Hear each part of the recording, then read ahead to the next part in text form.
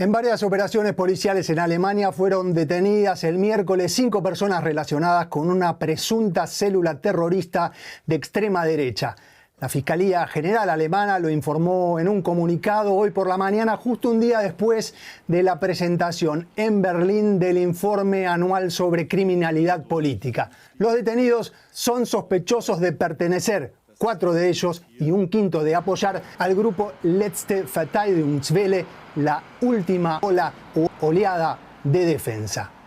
Y seguían en curso hoy, además, registros en una decena de inmuebles en los estados federados de Mecklemburgo ante Pomerania, Brandeburgo, Sajonia, Turingia, todos esos en el este del país y también en el oeste, en Hesse. Bienvenidos a Actualidad en Análisis, y analizamos con Paola Álvarez Peregrina, nuestra corresponsal política en Berlín, a quien agradecemos, por supuesto, desde ya por participar. Algunos de los detenidos incluso acusados de intento de asesinato. Paola, ¿quiénes son los detenidos y de qué se los acusa concretamente?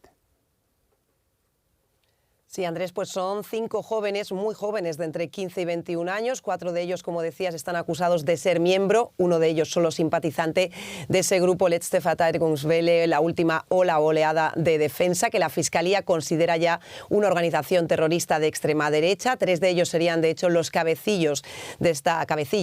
organización ultraviolenta, y se les acusa, por tanto, de pertenencia a una organización terrorista y, según cada caso, de haber perpetrado o planeado atentados,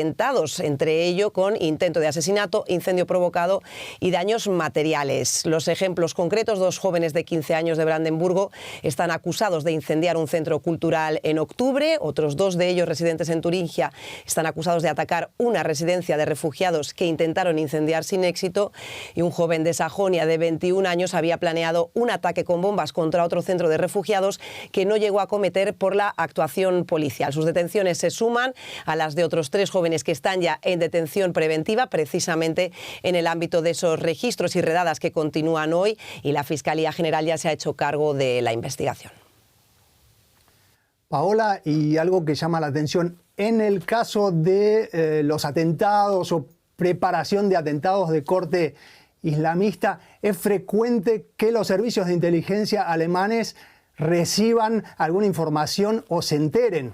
de que esto está en curso por parte de servicios de inteligencia extranjeros. Y en este caso, las detenciones de hoy y las de las otras 3 personas que mencionabas en el mes de enero pudieron realizarse en gran parte gracias al trabajo de periodistas. ¿Cómo es eso?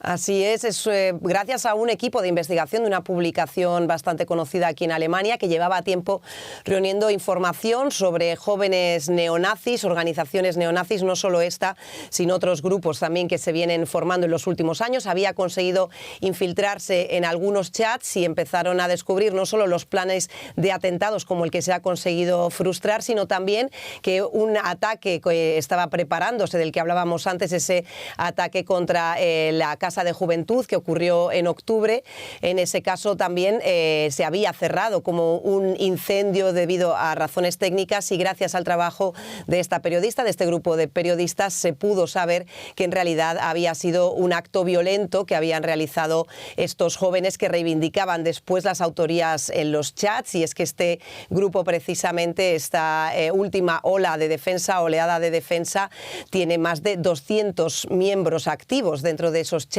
que les permiten comunicarse y organizar este tipo de atentados. Son 200 personas que hay que decir que además ya tienen delitos violentos a sus espaldas, porque uno de los requisitos para pertenecer a este chat es precisamente cometer un acto violento, documentarlo y compartirlo con el resto del grupo. De manera que estas detenciones que se realizaron hoy tuvieron algún componente de casualidad o de la fortuna de que ese equipo de periodistas haya trabajado en eso para dar con los autores, o por ahora presuntos autores. Paola, decíamos al comienzo que ayer nomás se presentó en Berlín, el ministro del Interior, Alexander Dobrindt, presentó el informe sobre criminalidad política, justamente, y no son muy alentadores los resultados o lo que describe este informe de este año. Bueno, yo diría incluso que son aterradoras las cifras. En 2024 se ha visto un aumento del 40% en los delitos con motivación política. Se hablan de 84.000 delitos de este tipo registrados el año pasado y la mitad están directamente relacionados con esa escena de la extrema derecha, y eso que hay que decir que se contabilizan aparte delitos con trasfondo antisemita o religioso, aunque en muchísimos de esos casos también esa violencia, esos delitos se cometen desde círculos de extrema derecha. Del otro lado también decir que ha aumentado también otro tipo de violencia, por ejemplo la de la extrema izquierda se sitúa todavía en un 12% de los delitos de motivación política. Lo que queda claro es que se está remarcando una tendencia al alza que se arrastra desde hace 6 años. En este caso concreto se dice que el conflicto de Israel y Palestina o las elecciones han podido también ayudar a ese pico de criminalidad, pero en cualquier caso lo que deja ver, que lo decía ayer también el nuevo ministro Alexander Dobrin, es que la violencia de extrema derecha sigue siendo la principal amenaza para la sociedad alemana. Lo decían ya sus predecesores en el cargo y ayer Dobrin decía que se unía también, compartía también esa opinión, y es que al margen de este informe las autoridades llevan tiempo ya hablando de ese revival, una suerte de resurgir de la escena neonazi muy joven, muchos de ellos adolescentes. Como vemos, al parecer las redes sociales como TikTok se han convertido en herramientas muy fáciles de reclutación, facilitan la formación rápida de estos movimientos, y los servicios secretos marcan en concreto primavera y verano de 2024 como un momento clave en el que se habría fundado no solo la última ola de defensa, pero también otros grupos ultraviolentos de juventudes neonazis como Jungungstark, traducido como Jóvenes y Fuertes, o Deutsche Jugend voran, la juventud alemana por delante, que tiene miembros de entre 16 y 23 años y que, como decíamos, son personas que tienen ya delitos reconocidos de agresiones físicas a migrantes, a personas de movimiento de izquierda. Así que, bueno, llevamos tiempo viendo cómo esa amenaza de extrema derecha sigue creciendo y estos nuevos grupos de juventudes parece que se están convirtiendo en una punta de flecha de esa violencia. Paola, por supuesto que el terrorismo con trasfondo islamista o el peligro del terrorismo con trasfondo islamista preocupa y con razón, porque ha llevado ataques en los últimos años en Alemania que han dejado también muchas víctimas. Para quienes nos ven tal vez no tengan tan presente que también, como decías, el terrorismo o la escena de la extrema derecha también tiene varios antecedentes violentos en Alemania en los últimos tiempos. Nos acordamos del gran hito que fue a principios de los 90, una vez ya reunificada Alemania, ese acoso e incendio por parte de extremistas de un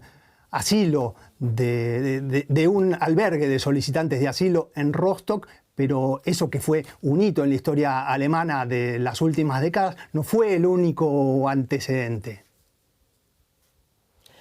Así es, Andrés. De hecho, muchos expertos se remontan a esos años 90, esos finales de los años 90, para hablar un poco de las referencias que podrían estar siguiendo estos grupos actuales, pero no hay que remontarse tan atrás. Lamentablemente, en las últimas 2 décadas también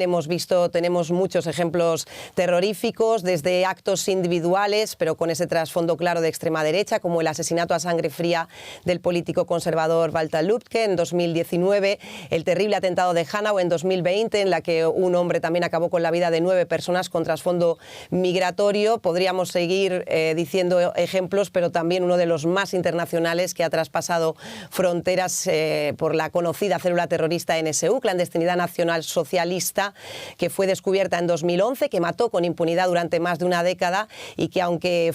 se consiguió que una de sus miembros fuese juzgada, ha dejado en el aire la duda abierta de quién apoyó a ese grupo para que pudiese actuar durante tantos años, y sobre todo la pregunta de si esa red de apoyo que utilizó esta célula terrorista no seguirá viva aún en Alemania de hoy, operando desde otro lugar y bajo otras siglas, o apoyando otro tipo de movimientos terroristas o ultraviolentos como los que venimos hablando. Bien, con respecto a lo que sucedió hoy, la detención de estos miembros, presuntos miembros de una célula extremista de derecha, todavía es un caso en proceso, se vienen dictando, ya se dictaron hoy algunas prisiones preventivas, vamos a seguir el caso. Le agradecemos por participar una vez más a Paola Álvarez Peregrina, nuestra corresponsal y analista política desde Berlín. Muchísimas gracias, Paola.